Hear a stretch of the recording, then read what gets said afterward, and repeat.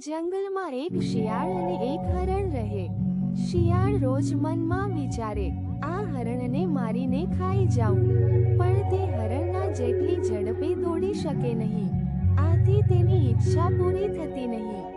એકવાર શિયાળે એક યુક્તિ કરી। હરણના જવા આવવાના રસ્તે બેસીને ધ્રુસકે ધ્રુસકે રડવા લાગ્યો। હરણે શિયાળને રડતું જોયું।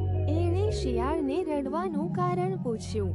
શિયાળ કહે, મારે કોઈ ભાઈબંધ નથી, હું એકલો કેવી રીતે જીવું? મારે હવે નદીમાં ડૂબી મરવું છે।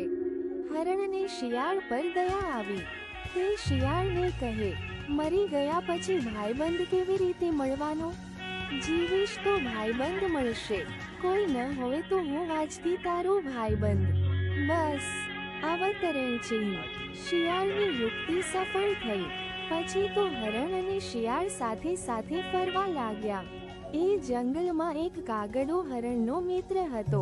તેણે હરણ અને શિયાળ સાથે જતું જોઈને પૂછ્યું, દોસ્ત, દોસ્ત, તારી સાથે આ નવું કોણ છે?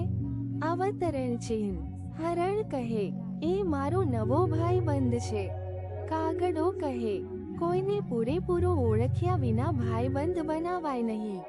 આ સાંભળી શિયાળે કહ્યું, કાગડા ભાઈ, ભાઈબંધ થયા પછી જ એકબીજાને ઓળખીએ ને। શું તમે પહેલા હરણને ઓળખતા હતા? અવતરણ ચિહ્ન। પણ કાગડાને શિયાળમાં વિશ્વાસ બેઠો નહીં। એક દિવસ શિયાળ હરણને એક ખેતરમાં લઈ ગયું। ત્યાં તેને સારું સારું ખાવાની ખૂબ મજા પડી ગઈ। પછી તો બંને ભાઈબંધો રોજ એ ખેતરમાં જવા લાગ્યા। ખેતરમાં પાકનો બગાડ થતો જોઈ ખેતરના માલિકે એક દિવસ ખેતરમાં જાળ નાખી। હરણ એમાં ફસાઈ ગયું। શિયાળની યુક્તિ સફળ થઈ। હરણ જાળમાં જ મરી જાય એની રાહ જોતું શિયાળ થોડી દૂર સંતાઈને બેઠું। કાગડાએ હરણને જોયું નહીં, તેથી તેને ચિંતા થવા લાગી। તે હરણને શોધવા નીકળી પડ્યો। ઉડતા ઉડતા એણે પેલા ખેતરમાં હરણને જાળમાં ફસાયેલું જોયું।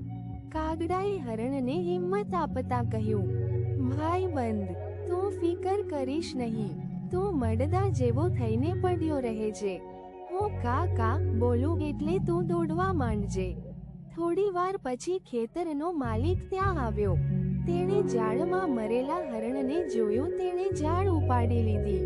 તે જ વખતે કાગડો કા કા કરવા લાગ્યો।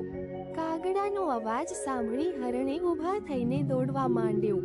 ખેતરના માલિકે આ જોયું એટલે તેણે હાથમાંની લાકડી હરણ પર ફેંકી, પણ હરણ દૂર નીકળી ગયું હતું એટલે બચી ગયું।